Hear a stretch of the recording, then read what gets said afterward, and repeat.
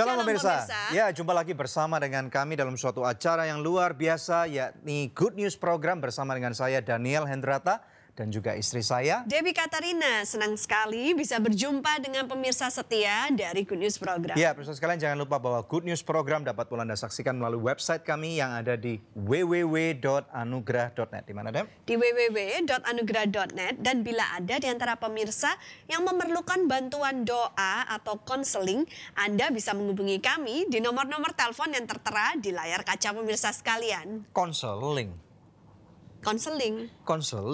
Iya. Konseling itu adalah topik yang akan kita bahas hari ini, pemirsa sekalian. Kita tahu bahwa di dalam kehidupan kita tentunya masalah itu banyak. Betul. Nah, banyak orang juga yang sudah pernah mendengar kata-kata konseling. Konseling itu sebenarnya apa sih? Nah, saudara sekalian pemirsa, kita akan membahas satu khusus episode ini dengan satu orang narasumber yang akan memberkati Anda luar biasa sekali, sehingga di akhir daripada acara ini kami percaya bahwa Anda bukan saja mengerti tentang apa itu konseling, tetapi kita akan melihat pentingnya kenapa konseling ini perlu dilakukan dengan benar. Ya, manfaat dan gunanya dalam hidup kita. Betul, ya. menampilkan seorang narasumber. Menampilkan Bapak Julianto Simanjuntak. Nah, wow, yes. Dia adalah pakar konseling loh, Daniel. Ya, saya percaya bahwa sekali lagi bahwa topik ini akan memberkati kehidupan Anda. Oleh sebab itu pemirsa, tanpa menunda-nunda waktu lagi, mari sama-sama kita simak satu tayangan video klip yang berikut ini. Indonesia darurat kesehatan mental. 30 juta penduduk Indonesia mengalami gangguan mental berat ataupun ringan. Contohnya, menurut statistik, 1 di antara 5 orang yang hidup di kota besar mengalami gangguan mental. Bagaimana hal ini dapat terjadi? Ternyata banyak sekali pemicunya. Fakta dan statistik inilah yang mendorong Julianto Simanjuntak bersama dengan istrinya memulai pelayanan LK3. Julianto Simanjuntak menikah dengan Roswita dan dikaruniai 2 putra, Josephus dan Moze. Beliau merupakan seorang konselor dan founder dari LK3, menempuh pendidikan S1 konseling pastoral dari UKSW Salatiga, S2 di bidang konseling dari STTRI atau STRII Jakarta, S2 di bidang sosiologi agama dari UKSW, serta S3 Doktor Teologi dari STT Jafrai. Beliau juga merupakan seorang penulis buku dan pengajar para calon konselor di beberapa STT.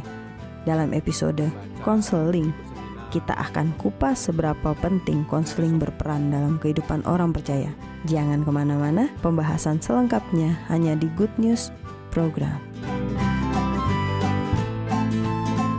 Kalau dibilang rentan, saya kira yang pertama komunikasi kita sekarang sudah sangat mekanistik, ya.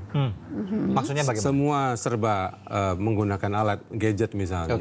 Ya. Sehingga kebutuhan manusia akan sentuhan emosi, kebutuhan anak-anak dan pasangan berelasi, itu makin lama makin digilas oleh sarana-sarana ini.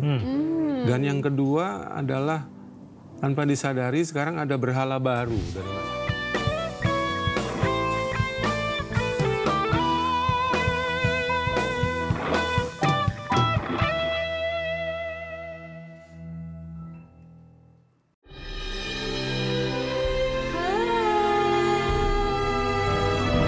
So Good Seafood, lezatnya gak ada yang nandingin. Dari udang dan ikan pilihan.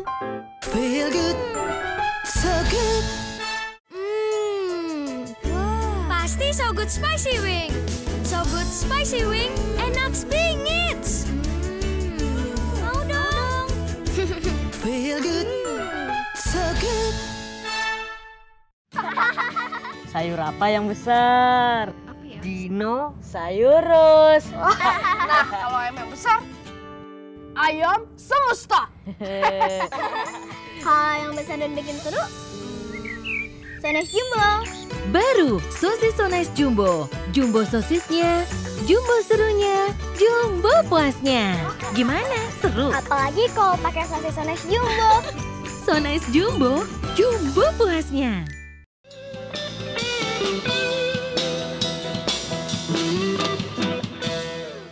Ya pemirsa, Anda menyaksikan Good News Program dalam satu tema yang akan memberkati Anda, yaitu konseling. Nah, konseling, kita akan menampilkan seorang narasumber yang akan memberkati Anda, yaitu Bapak Julianto Simanjuntak. Silakan Dep. Shalom Pak Julianto. Shalom, Debbie. Terima kasih kedatangannya di Good News Program. Nah, Pak, kalau boleh Bapak memperkenalkan diri terlebih dahulu ya kepada pemirsa sekalian di rumah. Oke. Pemirsa, saya Julianto Simanjuntak. Saya menikah dengan Roswita Indraha, istri saya. Kami sudah 27 tahun menikah dan dikaruniai 2 putra. Yang tua Josephus 25 tahun, dia sudah tamat dari Manila dan sedang bekerja sendiri. Dan adiknya Moze, dia 21 tahun dan sedang studi komunikasi tahun kedua di Dallas, Texas, Amerika Serikat. Wow, luar biasa. Anaknya udah gede-gede Daniel. Kalau anak-anak sudah besar-besar, saat ini tantangan kehidupan Bapak fasenya apa nih? Bisa cerita dikit nggak? Kalau anak sudah besar, tantangannya adalah melepas bahwa mereka sudah bisa mandiri. Gampang nggak Pak melepas mereka? Transisi yang sulit adalah di tahun-tahun pertama kuliah, tapi setelah itu jauh lebih mudah. Oke, belum ada yang menikah atau sudah? Belum ada yang menikah ya. Nah kalau misalnya Bapak bisa ceritakan sedikit tentang seputar pelayanan Bapak tentang apa LP3 kalau LK3. LK3, maaf ya, tentang LK3. Oke, saya melayani di LK3, Lembaga Konseling Keluarga Kreatif, sudah 15 tahun ini. Kami mulai oleh karena ada satu visi beban, ingin melihat ada satu pusat counseling di setiap kota di Indonesia.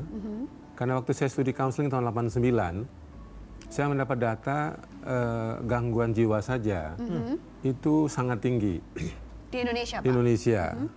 Mungkin kalau sekarang sudah hampir 30 juta penduduk negeri kita ini mengidap gangguan jiwa ringan sampai berat. Wow. Dan di kota besar 1 dari 5 penduduk.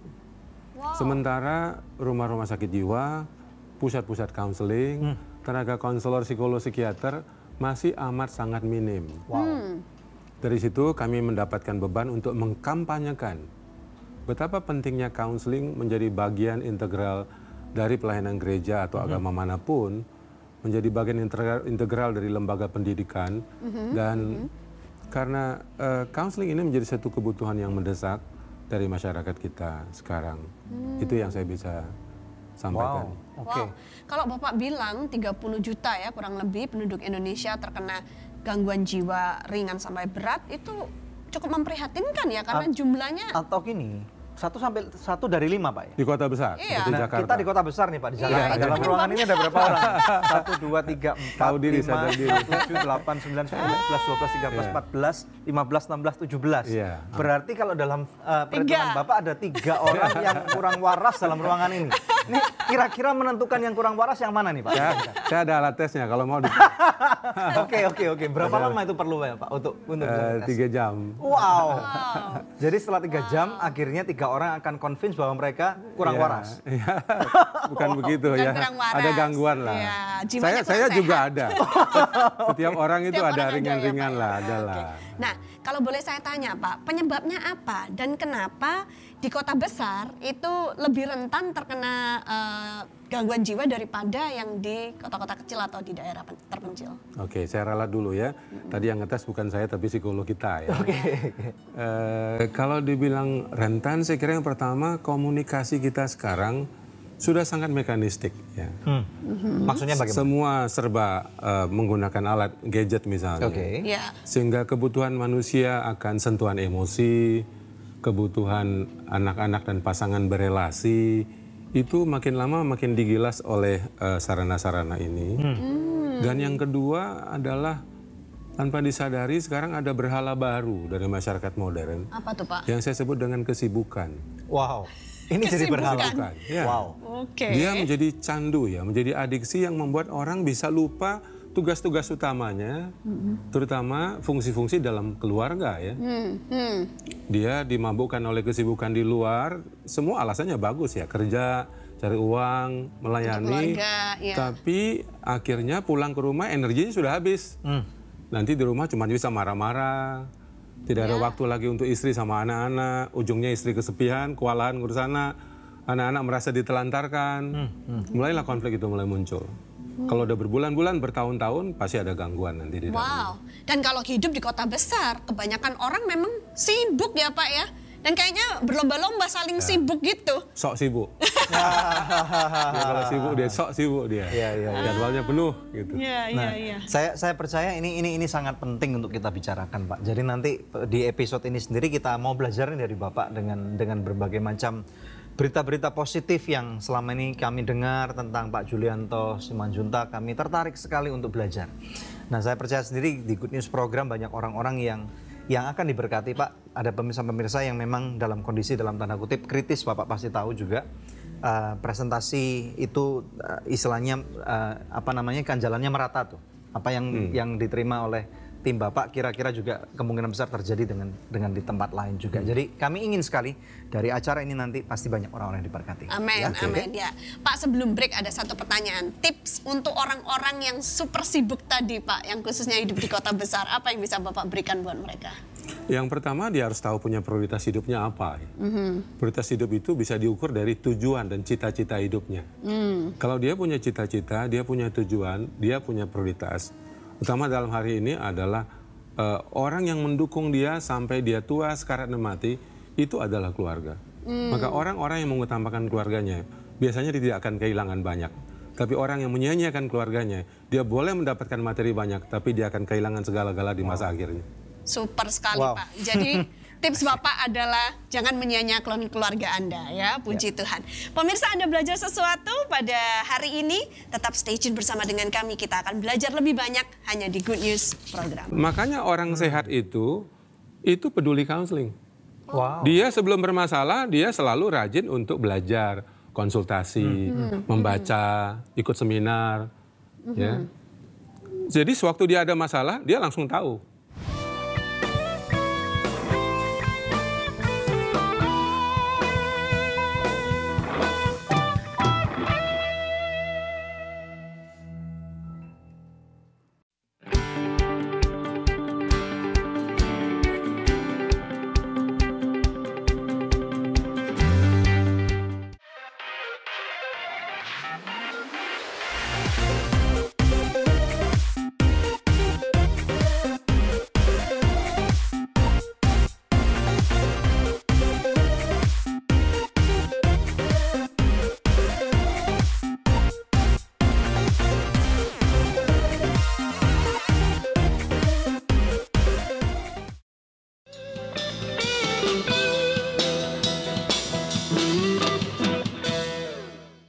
Konseling.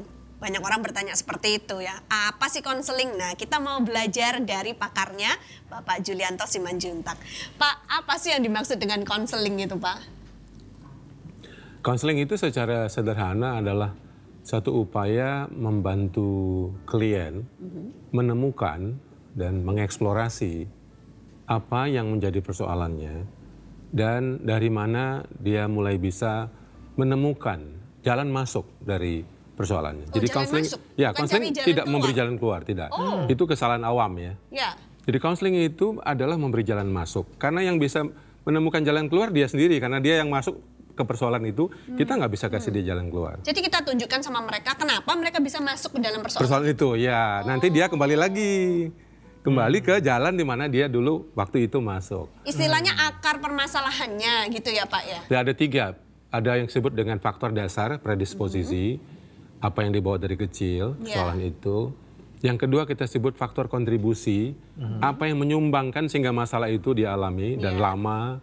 Dan yang ketiga adalah faktor pencetus, trigger factor. Apa yang mencetuskan persoalan itu terjadi. Nah, dari situ kita baru bisa bicara sama dia untuk menemukan dia punya aset, dia punya potensi, dia punya komunitas, dia punya apa saja. Nanti dari situ dia akan menemukan jalan masuk untuk dia keluar dari persoalannya. Nah, pertanyaan berikutnya, mengapa konseling itu perlu, Pak? Tadi Bapak memang sudah bilang banyak orang hidup dalam tekanan. Tapi apa manfaatnya atau gunanya bila seseorang pergi mendapatkan konseling? Untuk tingkat awal, semua orang butuh katarsis ya, curhat. Curhat, ya. Ya, kalau enggak nanti dia menyimpan emosi negatif berhari-hari, berminggu-minggu, nanti dia terganggu. Yang kedua adalah bertukar pikiran. Karena orang kalau sudah masalahnya akut, dia nggak bisa berpikir dengan baik, emosinya sudah kejebak, maka dia membutuhkan seorang ahli untuk membantu dia bercakap-cakap, untuk kembali pikirannya seperti sedia kala. Kalau misalnya nggak dibantu, resikonya apa, Pak? Kebanyakan mereka baru tahu bermasalah setelah umumnya stadium 3-4 ya. Setelah Depresi stuck. ya? Ya, contoh masalah suami istri. Mereka tahu bermasalah, tapi mereka malu membawanya keluar. Nah itu. Sampai nanti masalah itu menumpuk lalu meledak. Baru-baru ini saya rasa Bapak pun mungkin juga pernah dengar ada seorang istri yang suaminya ketangkap selingkuh dan kemudian selingkuhannya dilabrak, dilemparin duit begitu banyak. Nah itu menurut Bapak sudah fase berapa misalnya? Nah, itu sudah stadium 4 kali ya. Stadium 4. Apakah karena dia sudah memberikan dakwaan dan kemudian dibeber rame-rame ke sosial media, ada jutaan orang jadi trending topik nomor 1 di Twitter misalnya? Itu adalah cara orang membalaskan rasa sakit dendam, hatinya. ya. Ya, setiap orang yang sudah mengalami luka yang dalam, dia biasanya mencari cara untuk memuaskan perasaannya adalah dengan cara menyerang atau mempermalukan orang yang melukai dia. Karena kalau aku terluka, kamu juga harus terluka. Gitu. Ya, dia mesti impas. Kecuali ada orang yang mendampingi. Oke. Kalau konseling itu adalah membantu meminimalisasi luka, karena orang itu bisa memahami misalnya kenapa pasangannya affair, kenapa anaknya pakai narkoba, kenapa kecanduan game. Dengan pengertian itu dia bisa lebih empati. Dengan lebih empati dia mau menolong, bukan malah menyerang. Betul Pak, betul ya. Nah, kemudian pertanyaan berikutnya, siapa saja Pak orang-orang yang perlu konseling ini? Kita ini di satu negara yang kita sebut aja lah pengobatan kedokteran. Kedokteran kita adalah kedokteran yang mengobati. Ya. Kedokteran modern sekarang tidak, mencegah. Nah, betul. Nah, sekarang konseling juga sama. Orang datang ke konselor itu kalau sudah sakit. Konseling itu paling bagus adalah konseling pencegahan. Jadi waktu semuanya baik-baik saja, kamu nggak merasa perlu konseling, justru itu waktu yang pas. Betul, makanya orang sehat itu peduli konseling. Wow. Dia sebelum bermasalah, dia selalu rajin untuk belajar, konsultasi, membaca, ikut seminar. Ya. Jadi sewaktu dia ada masalah, dia langsung tahu. Oh, jadi deteksi dininya udah jalan? Sudah jalan. Makanya orang yang pengetahuannya luas, dia lebih minim dengan kecemasan, kekhawatiran, ketakutan, karena dia tahu masalah ini caranya begini, masalah ini caranya begini. Makanya salah satu terapi yang kami lakukan adalah orang itu mesti banyak membangun pengetahuan dalam dirinya. Baik pengetahuan iman maupun pengetahuan umum. I see. Jadi istilahnya banyak membaca buku juga bisa menjadi jalan. Oh iya, ikut training, ikut seminar. Ke gereja bisa? Tentu, dia mendapat akses kepada kitab suci. Karena yang setiap minggu dia mendapatkan firman Tuhan yang baru. Benar sekali, benar sekali. Nah Pak, pertanyaan saya berikutnya adalah siapa saja yang boleh menjadi konselor Pak? Karena orang awam mungkin berpikir, oh menjadi konselor itu gampang kok, kita tinggal memberikan nasihat aja, dengerin dia. Tapi ternyata nggak sesimpel itu ya Pak ya? Iya, memang banyak sekali acara-acara misalnya kebangunan rohani gitu ya. Siapa yang mau konseling, terus datang, cuma didoakan, catat-catat, itu dikira counseling. Itu bukan counseling. Apa itu Pak namanya? Itu bimbingan barangkali ya. Kalau kamu butuh didoakan, dikunjungi, itu bukan counseling. Oh, I see. Karena counseling itu fungsinya antara lain misalnya pendampingan ya, selama orang itu punya masalah. Ya. Ada faktor healing, penyembuhan ya. Ada faktor guiding ya, membimbing, memberikan solusi dari 2-3 pilihan, dia bisa membimbing, orang itu bisa memilih. Ada juga unsur reconciling, memulihkan ya relasi si klien dengan Tuhan, dengan sesama, dengan dirinya sendiri. Yang terakhir adalah pemberdayaan, coaching ya. Jadi itu bukan sesuatu yang sederhana, sehingga seorang konselor perlu training, skill, pengetahuan yang memadai, jam terbang. Makanya dia harus praktek di bawah supervisi konselor. Itu bukan sederhana. Yang paling ideal ya dia mungkin minimal sekolah 2 tahun, 2 tahun setengah. Wow. Ya. Sekolah psikologi ya Pak? Sekolah counseling itu ada 3-4 profesi ya. Kalau di dunia psikologi itu belajar psikolog sampai jurusan profesi tertentu ya. Yang dekat dengan fungsi-fungsi pastoral kita adalah psikologi klinis. Ada psikiater. Ya. Psikiater ini beberapa mereka menguasai namanya psikoterapi. Selain mereka berhak memberi obat, mereka juga memberikan psikoterapi. Lalu di dunia agama, Kristen terutama, itu ada namanya psikolog pastoral, konseling pastoral.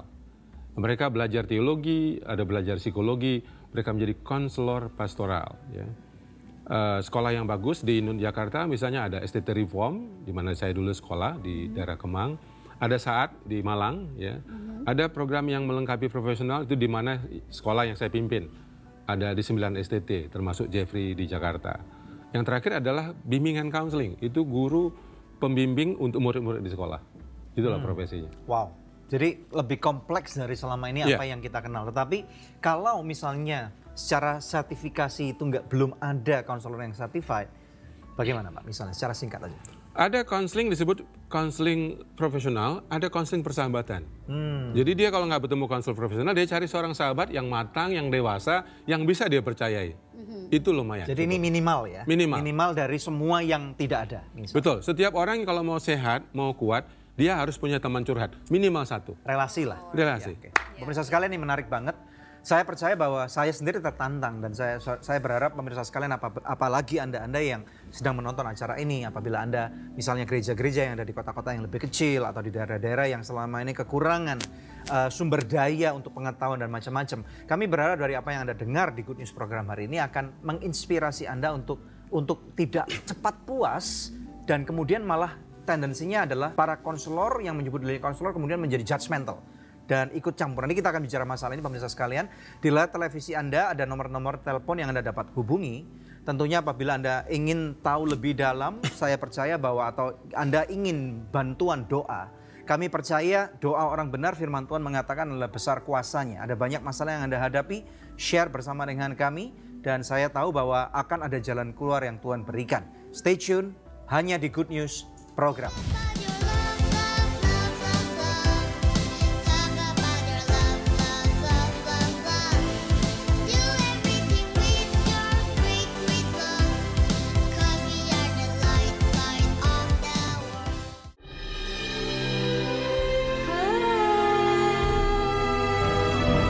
So Good Seafood, lezatnya nggak ada yang nandingin. Dari udang dan ikan pilihan. Feel good, so good.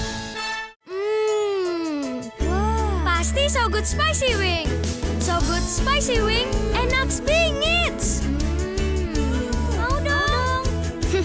Feel good, so good. Sayur apa yang besar? Dinosaurus. Nah, kalau ayam yang besar, ayam semesta. Kalau yang besar dan bikin seru, Sones Jumbo. Baru sosis Sones Jumbo. Jumbo sosisnya, jumbo serunya, jumbo puasnya. Gimana? Seru? Apalagi kalau pakai sosis Sones Jumbo. Sones Jumbo, jumbo puasnya.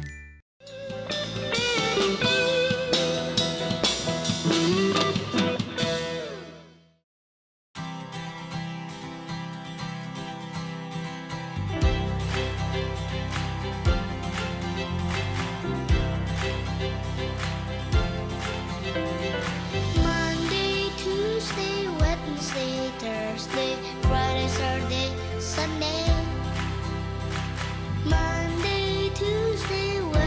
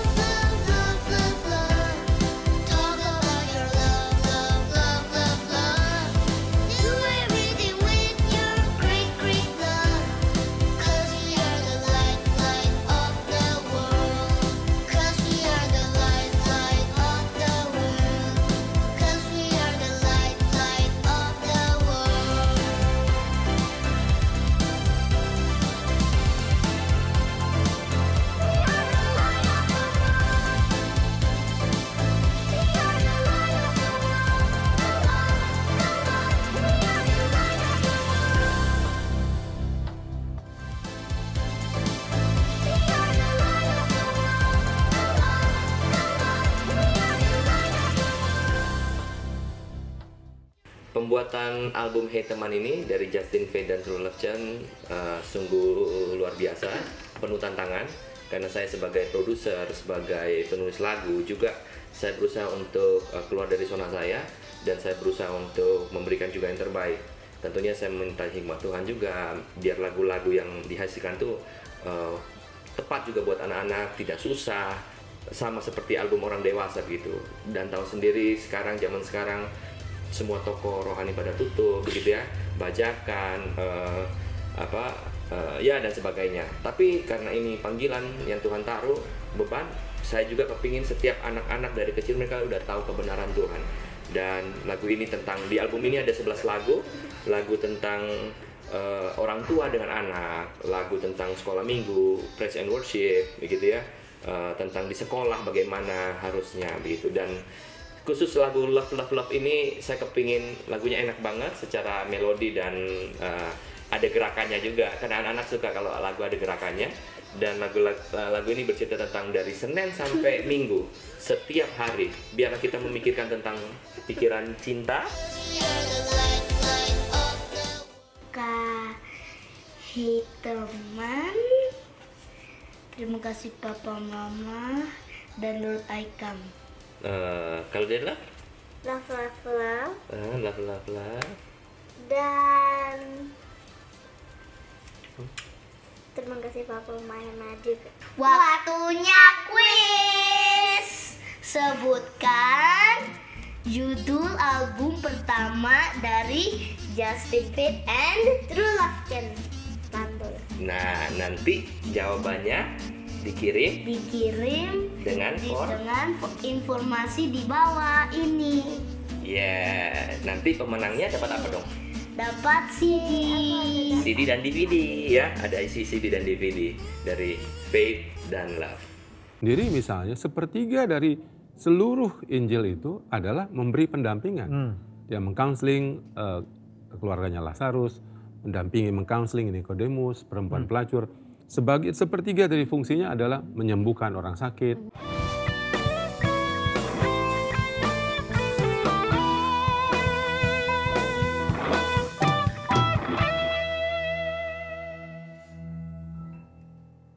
Pemirsa, sejak tahun 2005 kita telah bersama-sama di dalam Good News Program. Terima kasih untuk kesetiaan dari pemirsa setia Good News Program, khususnya buat partner dari Anugerah Ministries. Bila ada di antara pemirsa yang belum menjadi partner Anugerah Ministries, izinkan saya mengetuk hati Anda. Mari sama-sama kita dukung Anugerah Ministries supaya bisa lebih banyak lagi pekerjaan Tuhan yang kita lakukan bersama-sama. Anda bisa menghubungi kami di nomor telepon yang tertera di layar kaca pemirsa atau memberikan taburan di nomor rekening yang tertera. Pemirsa, kami percaya taburan Anda berada di ladang yang subur dan akan membuahkan banyak hasil bagi pekerjaan Tuhan. Tuhan Yesus memberkati.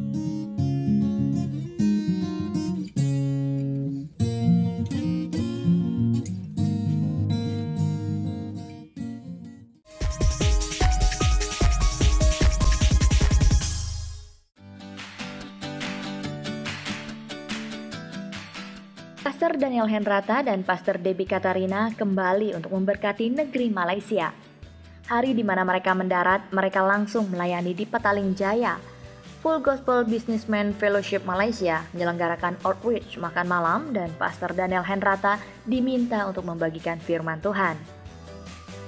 Sebuah kesempatan yang luar biasa dapat terkoneksi dengan FGB MFI Malaysia. Keesokan harinya pada tanggal 18 Maret 2017, Pastor Daniel dan Pastor Debbie memberikan seminar Guard Your Family. Bekerja sama dengan High Praise Ministries di Subang Jaya, ini merupakan kesempatan emas dapat memperlengkapi pasangan suami istri yang hadir pada hari itu. Di akhir dari sesi-sesi seminar ada sesi tanya jawab. Menarik sekali bagi kedua pastor dapat membantu untuk memberikan jalan keluar atas permasalahan-permasalahan yang dihadapi para keluarga di sana. Setelah Guard Your Family, seminar berakhir, Pastor Daniel dan Pastor Debbie lanjut untuk memberikan mini seminar kepada para muda-mudi di FGCC. Temanya adalah bagaimana menemukan pasangan hidup yang benar. Jemaat kebanyakan adalah mahasiswa-mahasiswi Indonesia yang sedang menuntut ilmu di sana. beberapa profesional muda, dan hanya sedikit di antara mereka yang sudah menikah. Jadi topik ini sangat relevan bagi mereka. Hari Minggu pagi pada tanggal 19 Maret 2017, Pastor Daniel melayani di High Praise Ministries, sedangkan Pastor Debbie di Harvest Community Church. Lalu sore harinya lanjut melayani di FGCC, di mana ada begitu banyak anak-anak muda yang menanti arahan lebih lanjut dari Tuhan. Puji Tuhan, kiranya Tuhan memberkati benih yang sudah ditanam di sana, membuatnya bertumbuh dan menghasilkan buah yang lebat dalam kehidupan orang-orang yang telah dilayani dalam perjalanan ini. Tuhan Yesus memberkati Malaysia.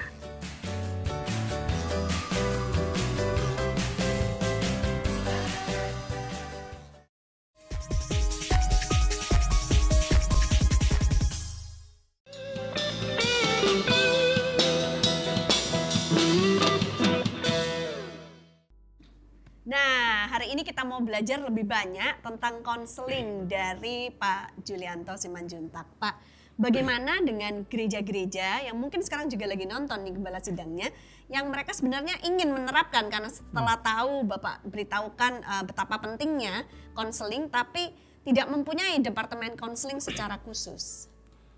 Mungkin dasar itu dulu ya, dasar panggilan fungsi counseling ini kan secara integral ya, jadi eksplisit itu ada dalam amanat agung ya, Matius 28. Beritakan Injil, ajarkan apa yang kuajarkan, mendampingi sampai kesudahan zaman. Jadi counseling itu fungsinya di yang ketiga ini, pendampingan. Jadi Tuhan mendampingi murid-muridnya, orang yang percaya kepadanya, melalui orang-orang percaya yang kuat untuk membantu orang-orang yang lemah gitu. Jadi kalau melihat hidup Yesus sendiri misalnya, sepertiga dari seluruh Injil itu adalah memberi pendampingan. Dia mengcounseling keluarganya Lazarus, mendampingi mengcounseling Nikodemus, perempuan pelacur. Sepertiga dari fungsinya adalah menyembuhkan orang sakit. Ya. Jadi kalau itu menjadi sangat penting, maka gereja harus memikirkan fungsi counseling harus ada di dalam gereja. Karena counseling itu saya umpamakan seperti after sales ya. Kalau orang beli produk misalnya HP ini, kalau rusak kan ada bengkelnya, ada ahlinya. Nah kalau orang percaya yang sudah percaya rusak, kemana dia perginya? Kan tidak mungkin kita datang ke tempat perbaikan bengkel cuma disuruh berdoa, itu kan agak miris. Gitu. Dan rusaknya itu bisa macam-macam ya Pak. Mungkin saja, karena gitu. kecewa, sakit hati gitu ya. Join kerjaan sama teman segereja tapi terus pecah kongsi gitu ya. Betul. Nah Pak, saya mau tanya Pak, kadang-kadang kita ngomong untuk daerah-daerah yang lebih kecil ya, yang kurang resource. Kalau di Jakarta, Surabaya, Medan itu kan banyak sekali resources yang ada. Nah, kebanyakan ada tendensi di tempat-tempat yang tentunya lebih kecil karena gembala sidang juga berfungsi sebagai konselor nih. Betul. Nah, tadi kita bicara bahwa ternyata menjadi konselor itu perlu langkah-langkah yang taktis dan dinamis banget, perlu step yang panjang. Nah, dengan ketidakadanya ini semua, tendensinya kita sering mendengar dan bertemu dengan orang-orang pada waktu memberi konseling malah dia yang marah-marahin. Dia yang minta, kamu udah dikasih nasihat bertahun-tahun, kamu nggak melakukan apa yang... Konselornya baper, terbawa perasaan. Nah, jadi ini bagaimana? Jadi konselor mempunyai kecenderungan bahwa kamu harus melakukan apa yang saya katakan. Dan kemudian sampai mereka berdua yang ribut gitu Pak. Gimana nih misalnya? Ya itu sama aja kalau kita nggak pandai menguasai mesin mobil, mobilnya rusak, kita perbaiki, pasti kita capek, pasti kita ngamuk. Karena itu bukan bidang kita. Jadi sebenarnya sih untuk menjadi seorang konselor tidak harus sekolah yang tinggi-tinggi. Ini ya, saya perbaiki apa yang saya katakan tadi ya. Tapi minimal dia mempunyai hati, dia suka menolong orang, dia suka mendampingi orang bermasalah, dia punya empati. Itu cukup. Jadi orang-orang yang di daerah misalnya yang tidak sempat sekolah, fungsi pastoral pun cukup memandai. Tapi minimal dia punya kemampuan untuk mendengarkan, kemampuan untuk berempati. Jadi satu mendengarkan ini dulu? Ya, tentu syaratnya adalah dia secara emosi harus sehat. Pernikahannya harus oke. Oke, berarti ini nomor satu dulu. Iya kan? Ya kalau emosinya tidak sehat ya dia marah-marah. Kalau dia pernikahannya tidak sehat, malah nanti jatuh cinta sama kliennya. Ya kan? Bahaya. Kalau keuangannya tidak sehat, malah dia memperalat kliennya untuk mencari keuntungan. Jadi sebenarnya syarat-syaratnya itu dia secara emosi harus sehat, keuangannya harus sehat, pernikahannya juga harus memadai, sehat artinya. Sehingga ketika dia mendampingi orang, sebenarnya dia berbagi dari kekayaan hidupnya. Bukan dari nasihat-nasihat yang dia punya. Wow, ini maknanya dalam. Iya, oke. Dan saya rasa kalau 3 hal ini minimal bisa dilakukan oleh seorang gembala sidang atau seorang siapapun juga di dalam gereja. Cukup. Ini bisa Pak ya? Bisa. Ya kalau kesempatan dia baca buku yang banyak, sekolah oke. Tapi kalau sampai nggak sempat juga, fungsi pastoral itu sendiri sudah sangat menguatkan. Iya. Nah ini ada kecenderungan lagi yang lain Pak. Ini dari segi orang klien kalau dari bahasa Bapak atau orang yang pesakitannya ini misalnya. Nah kadang-kadang merasa malu karena harus membuka diri untuk bobroknya atau pakaian kotornya ditunjukkan kepada orang lain yang biasanya ditutup-tutupin gitu ya. Karena ada orang tahu gitu ya. Iya, nah sampai tahap mana orang itu bisa tahan gitu loh, dan kemudian apa yang harus dilakukan, pandangan apa yang benar dalam menghadapi masalah ini? Kalau agak bercanda saya bilang yang salah itu bukan yang membocorkan, tapi yang memberikan rahasia. Jadi kalau Anda memberi rahasia, berikan kepada orang yang tidak bocor mulut. Jadi kalau dia sembarang curhat sama orang yang dia tidak yakin dewasa dan matang, ya itu resiko dia gitu.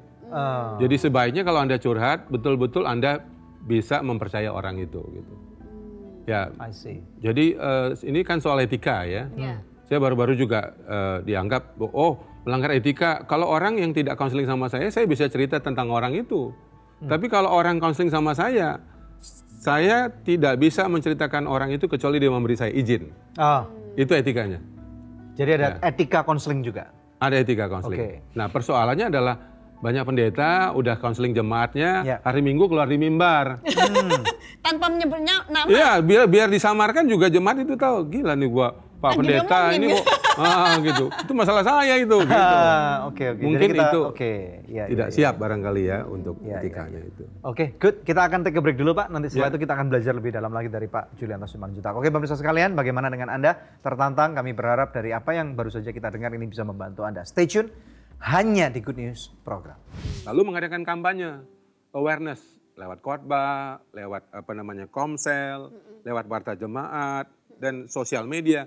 Jadi kesadaran konseling ini digugah oleh pemimpin gereja tersebut.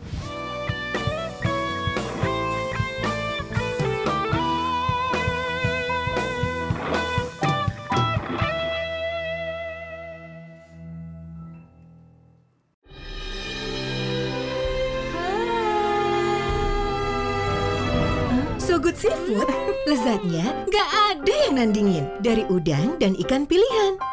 Feel good, so good. Pasti So Good Spicy Wing. So Good Spicy Wing, enak bingit. Mau dong.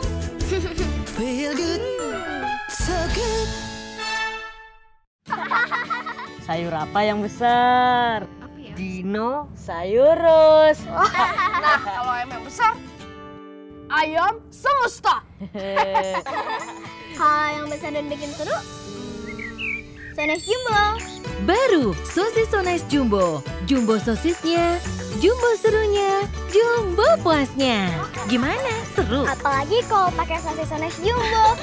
Sones Jumbo, jumbo puasnya.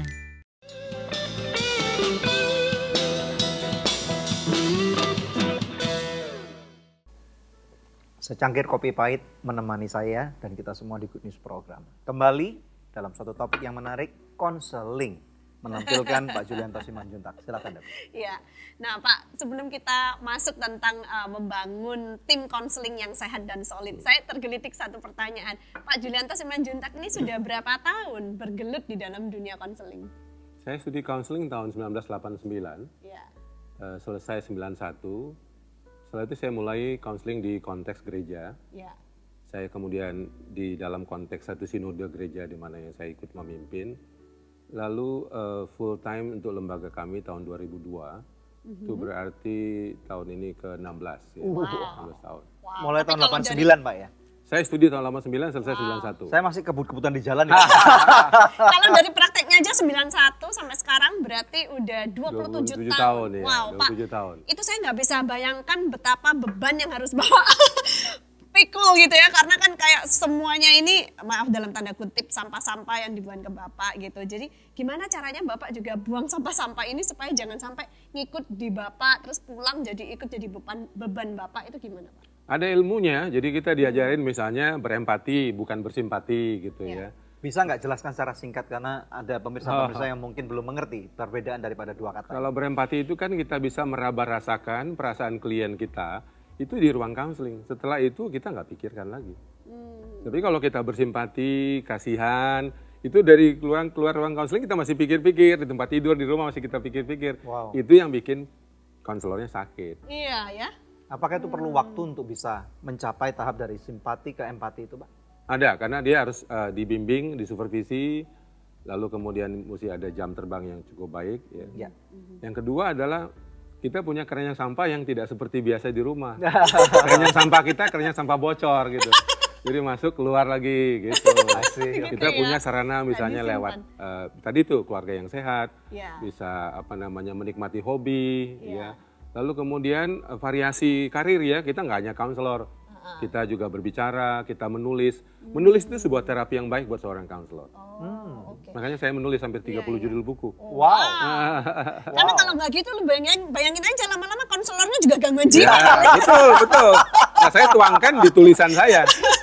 Karena klien itu kan dia seperti life document ya, dia dokumen hidup yang kita baca, lalu kita tangkap, kita capture, kita tuangkan dalam tulisan gitu. Wow, interesting. Keren. Let's go back to the topic. Ya, silakan. Nah, bagaimana Pak bisa membangun satu tim konseling yang sehat dan solid? Karena kan kalau cuma mengandalkan gembala sidang satu orang saja juga kadang-kadang dia berhalangan gitu. Nah, membangun tim ini bagaimana Pak? Yang pertama, gembala harus mengerti panggilan ini. Dia yang membuat kebijakan. Tanpa gembala buat kebijakan, yang di bawah nggak bisa jalan. Kalau bisa didukung yang di atas, misalnya apakah klasis, sinode, atau gembala sedang senior, jauh lebih bagus. Sering sekali yang menghambat justru yang di atas. Yang di bawah nggak bisa jalan. Kenapa Pak? Biasanya kalau apabila ada gembala-gembala sedang yang menghambat atau tidak sengaja dia mengerti bahwa dia itu menghambat, biasanya tendensinya apa yang terjadi? Banyak gembala itu masih, dia masih pendeta sentris ya. Senang, nanti apa-apa ditanya sama dia. Yang mau konseling, konseling sama dia. Dia merasa terancam kalau ada orang-orang yang malah lebih dicari. Itu salah satunya. Masih one man show. Betul. Nah yang kedua, gembala sudah perintahkan timnya membentuk apakah majelis. Mereka siapkan SDM terlatih. SDM terlatih ini bisa yang memang di sekolah formal, bisa dibuat training-training 3 bulan atau 6 bulan dan seterusnya, disiapkan anggaran, disiapkan ruangan konseling yang memadai, dan menyediakan tenaga full time minimal 1. Lalu mengadakan kampanye, awareness, lewat khotbah, lewat komsel, lewat warta jemaat, dan sosial media. Jadi kesadaran konseling ini digugah oleh pemimpin gereja tersebut. Jadi ditularkan ya Pak? Ya? Ditularkan, karena banyak jemaat nggak ngerti. Nah Pak, kembali kepada gembala yang insecure tadi. Pak. Bagaimana caranya supaya seorang gembala akhirnya bisa menjadi secure? Dan kemudian minimal dia menyadari bahwa dia punya keterbatasan dan kemudian ingin berbagi. Bagaimana mempersiapkan orang itu supaya orang kan bilang nanti nggak ditikam dari belakang gitu. Ya memang ini tidak mudah untuk dibicarakan ya. Biasanya gembala itu nanti belajar dari pengalaman, ketika jemaatnya makin banyak bermasalah, dia kebingungan, dia kelimpungan gitu. Lalu mulailah mencari tenaga konselor dari luar gitu. Saya kira pada umumnya adalah insekuritas itu agak sulit segera disembuhkan. Kecuali si gembala itu sendiri counseling ya. Iya, saya bilang gitu ya Pak, kenapa dia insecure gitu ya? Iya. Jadi kalau di dalam suatu jemaat itu ada orang-orang yang berbeban bidang counseling, ya mereka ini selama ini bergerilya aja, jadi dari satu ke satu, teman ke teman. Kalau distrukturkan di gereja masih jarang ya. Saya udah keliling 110 kota, 33 provinsi. Saya jarang melihat ada gereja yang betul-betul punya pusat counseling yang baik, konselor full time yang sekolah ya, dan menyediakan anggaran dana untuk counseling. Jarang sekali. Wow. Nah, Bapak sendiri dalam pelayanan Bapak menyediakan nih ya Pak pelatihan-pelatihan yang seperti itu? Lembaga Konseling Keluarga Kreatif LK3 ini dia punya 3 fungsi utama. Satu adalah kampanye, kami diundang memberikan banyak seminar, khotbah berbasis konseling secara rutin. Yang kedua adalah melatih konselor profesional. Kami bekerja sama sekarang dengan 9 STT di 8 kota. Mereka mengambil program S2 Counseling dan sertifikat Counseling. Dan yang ketiga adalah memberi training 3 hari, ada yang 3 bulan ya, untuk para aktivis yang ingin memahami skill counseling dasar. Yang lainnya kami kampanye lewat sosial media, kami menulis buku secara rutin. Ya. Gitu. Good. Very interesting. Ya, silakan. Oke, kita akan lanjut nanti ya Pak ya.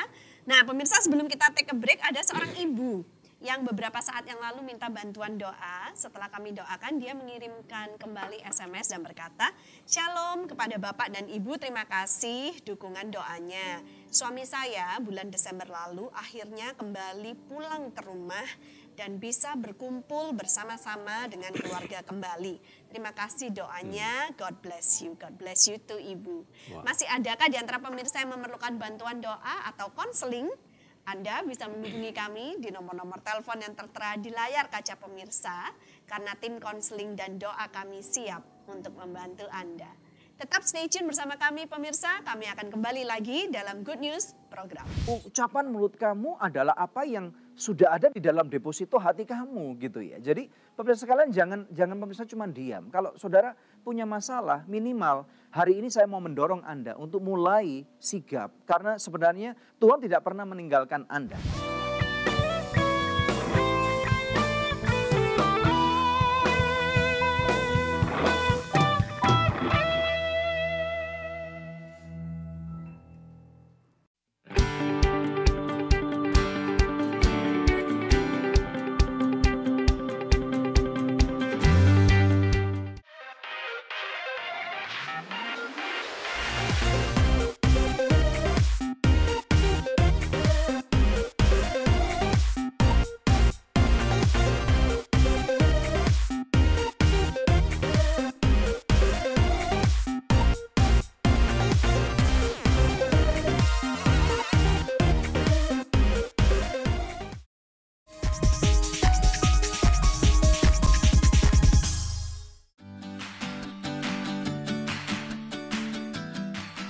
Pastor Daniel Henrata dan Pastor Debbie Katarina kembali untuk memberkati negeri Malaysia. Hari di mana mereka mendarat, mereka langsung melayani di Petaling Jaya.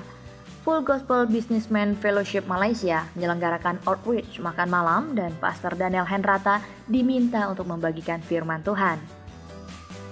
Sebuah kesempatan yang luar biasa dapat terkoneksi dengan FGB MFI Malaysia. Keesokan harinya pada tanggal 18 Maret 2017, Pastor Daniel dan Pastor Debbie memberikan seminar Guard Your Family. Bekerja sama dengan High Praise Ministries di Subang Jaya, ini merupakan kesempatan emas dapat memperlengkapi pasangan suami istri yang hadir pada hari itu. Di akhir dari sesi-sesi seminar ada sesi tanya jawab. Menarik sekali bagi kedua pastor dapat membantu untuk memberikan jalan keluar atas permasalahan-permasalahan yang dihadapi para keluarga di sana. Setelah Guard Your Family, seminar berakhir, Pastor Daniel dan Pastor Debbie lanjut untuk memberikan mini seminar kepada para muda-mudi di FGCC. Temanya adalah bagaimana menemukan pasangan hidup yang benar. Jemaat kebanyakan adalah mahasiswa-mahasiswi Indonesia yang sedang menuntut ilmu di sana. Beberapa profesional muda dan hanya sedikit di antara mereka yang sudah menikah. Jadi topik ini sangat relevan bagi mereka. Hari Minggu pagi pada tanggal 19 Maret 2017, Pastor Daniel melayani di High Praise Ministries, sedangkan Pastor Debbie di Harvest Community Church. Lalu sore harinya lanjut melayani di FGCC, di mana ada begitu banyak anak-anak muda yang menanti arahan lebih lanjut dari Tuhan. Puji Tuhan, kiranya Tuhan memberkati benih yang sudah ditanam di sana, membuatnya bertumbuh dan menghasilkan buah yang lebat dalam kehidupan orang-orang yang telah dilayani dalam perjalanan ini.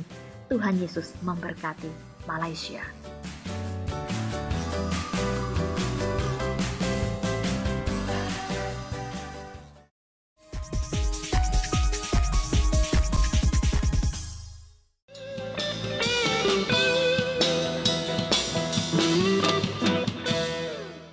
Pemirsa, kita sering dengar bahwa seorang manusia itu terdiri dari 3 elemen, roh, jiwa, dan tubuh.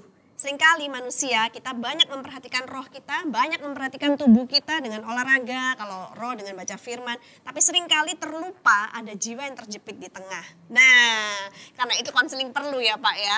Pak Julianto, adakah kata-kata dorongan yang ingin Bapak berikan kepada pemirsa di rumah sebelum Pak Daniel akan menutup dalam firman Tuhan? Secara sederhana, konseling itu sebenarnya adalah intervensi ilahi dengan pendekatan manusiawi. Ya, jadi setiap orang itu membutuhkan teman untuk berbagi. Benar. Misalnya Daud membutuhkan Nathan, Maria membutuhkan Elizabeth. Jadi sebenarnya firman itu dalam Efesus mengajarkan kita itu boleh marah tapi secara harian. Jangan sampai matahari terbenam. Boleh kecewa, boleh sedih tapi secara harian. Untuk itu ada orang yang perlu kita ajak untuk ngobrol-ngobrol. Jadi pemirsa jangan malu. Jadi kemalangan klien kami bukan masalahnya banyak, bukan, tapi temannya sedikit. Kamu, teman-teman boleh punya masalah banyak, tapi kalau punya teman berbagi itu masalah bisa dihadapi dengan baik. Karena masalah tidak untuk diatasi, masalah itu untuk dijalani. Itu. Jadi masalah itu bukan aib, tapi masalah itu adalah menguatkan, mendewasakan, dan kita perlu juga bertemu dengan teman-teman yang mungkin senasib sama kita. Jangan sembunyi, ya. Semua orang juga punya masalah gitu. Jangan merasa seperti malang sendiri gitu. Saya kira itu, dan saya kira gereja adalah komunitas utama untuk orang bisa berbagi. Selama gereja itu diciptakan menjadi komunitas yang sehat. Healing community. Good. Gitu. Pak Julianto, terima kasih sekali. Anda memang luar biasa. Terima kasih sudah mampir di Good News Program. Nanti next time kita bicara lagi. Dalam topik yang sama-sama menariknya. Terima kasih. Oke, pemirsa sekalian, saya percaya bahwa di dalam setiap kehidupan manusia itu perlu seorang teman. Dan firman Tuhan juga mengatakan hati manusia siapa yang tahu. Contohnya seperti hari ini pemirsa sekalian. Mari kita lihat bersama-sama dalam kitab Amsal pasal yang ke-20. Kita melihat daripada ayat yang ke-5. Rancangan di dalam hati manusia itu seperti air yang dalam. Tetapi orang yang pandai tahu menimbanya. Nah, saya percaya bahwa manusia itu Tuhan ciptakan sangat unik sekali pemirsa sekalian, sangat kompleks sekali ya. Dan di dalam kekompleksitasan keberbagian macam ragam kehidupan manusia, tentunya masalah ini silih berganti datang. Hari ini kita belajar sesuatu yang sangat dalam banget dari Pak Julianto Simanjuntak, bahwa sangat penting untuk kita tidak terus mengasihani diri sendiri, merasa bahwa perkara masalah-masalah kita ini memang sangat besar, paling besar gitu pemirsa sekalian. Kita perlu untuk berelasi. Nah, ini yang firman Tuhan katakan. Rancangan di dalam hati manusia, di dalam hati Anda itu seperti air yang dalam gitu ya. Jadi semakin tenang air itu, ternyata secara ilmiah dibuktikan bahwa sungainya atau lautnya lebih dalam. Jadi berhati-hati pemirsa. Kadang-kadang ada orang yang mulutnya misalnya ngomong terus ya, nggak bisa diam gitu ya. Dan kemudian kayaknya orang itu nggak ada matinya gitu. Justru orang-orang seperti ini yang lebih mudah ditebak. Karena Tuhan Yesus suatu kali juga berkata bahwa ucapan mulut kamu adalah apa yang sudah ada di dalam deposito hati kamu gitu ya. Jadi pemirsa sekalian jangan pemirsa cuma diam. Kalau saudara punya masalah, minimal hari ini saya mau mendorong Anda untuk mulai sigap. Karena sebenarnya Tuhan tidak pernah meninggalkan Anda. Dan Anda kerap kali bertanya, Pak benar nggak Tuhan ada bersama dengan saya? Buktinya mana? Pemirsa sekalian, tahukah Anda bahwa Tuhan ini dapat datang dengan berbagai macam rupa? Salah satunya juga dapat datang melalui beberapa orang teman yang selama ini Tuhan juga sudah taruh di dalam kehidupan Anda. Nah sekarang saya mau berbicara tentang teman-teman yang ada di sekeliling ini. Yang kita tahu bahwa kadang-kadang kita berjumpa dengan teman-teman kita yang lagi dirundung masalah. Nah firman Tuhan tadi berkata, tetapi orang yang pandai tahu menimbanya. Nah kadang-kadang menjadi seorang teman perlu sebuah kejelian untuk kita dapat menjadi berkat. Kita harus menjadi seorang berkat kemanapun kita pergi. Pada waktu kita mendapati ada orang-orang yang lagi berduka atau kemalangan atau mereka mukanya murung, tentunya kita nggak bisa diam dengan mengatakan saya tidak peduli. Bahaya tinggal di kota yang lebih besar adalah kita mulai tertutup, telinga kita ditutup, mata kita tertutup untuk kita saling nggak peduli. Kita hanya bertemu dengan beberapa orang pada waktu kita punya perlunya dengan orang itu. Nah saya percaya di zaman modern ini sangat perlu sekali kita mempunyai satu komunitas yang baik. Ya, orang-orang yang bisa satu visi dengan kita atau satu pekerjaan atau merasa satu panggilan. Nah saya mendorong Anda untuk mulai mempunyai komunitas-komunitas yang sehat. yang berdasarkan kebenaran firman Tuhan. Nah, saya percaya pada waktu Anda masuk dalam komunitas yang benar seperti itu, maka walaupun tim konseling yang profesional ini jauh daripada jangkauan Anda, tetapi saya percaya minimal seperti tadi yang diajarkan, maka pendampingan sebagai pertemanan ini akan sangat membantu Anda. Firman Tuhan juga berjanji kepada kita bahwa 2-3 orang berkumpul di dalam namanya, Tuhan hadir bersama dengan kita. Dan kita adalah eklesia, gerejanya Tuhan. Bukan saja Tuhan hadir, tapi ada satu backup kerajaan surga. Tuhan dapat berbicara melalui temanmu. Tuhan bisa dapat berbicara melalui teman yang satunya lagi. Pada waktu Anda hari Minggu ke gereja, Anda mungkin merasa malas, nggak nyaman pergi lagi ke gereja. Anda merasa didakwa, iblis berusaha mencuri sukacita Anda. Tetapi pada waktu justru Anda memilih untuk tetap ke gereja, Tuhan juga dapat berbicara, hadir di sana melalui khotbah-khotbah yang Anda dengarkan. Bagaimana dengan Anda pemirsa sekalian? Bagaimana dengan Anda para gembala sidang yang menyaksikan acara ini? Maukah Anda mulai terbuka menjadi alat Tuhan untuk menjangkau kepada dunia yang lagi sakit? Kalau Anda adalah orangnya, saya tantang Anda untuk berdoa bersama dengan saya. Mari kita berdoa. Bapa, di dalam nama Tuhan Yesus Kristus, Engkau melihat setiap hati yang ingin dipakai oleh Engkau. Engkau pakai mereka Tuhan sebagai alat-Mu di zaman akhir ini Tuhan. Sehingga mereka dapat menjadi perpanjangan tangan-Mu Bapa. Engkau jangkau mereka, Engkau berikan hikmat yang luar biasa. Sehingga kami dapat menjadi teman-teman yang handal, teman-teman yang dapat diandalkan. Memberikan nasihat-nasihat yang bijak. Kami tidak egois untuk mementingkan kepentingan kami sendiri. Tetapi juga ada orang-orang yang sakit di luar sana Bapak. Mereka yang didera oleh berbagai macam masalah.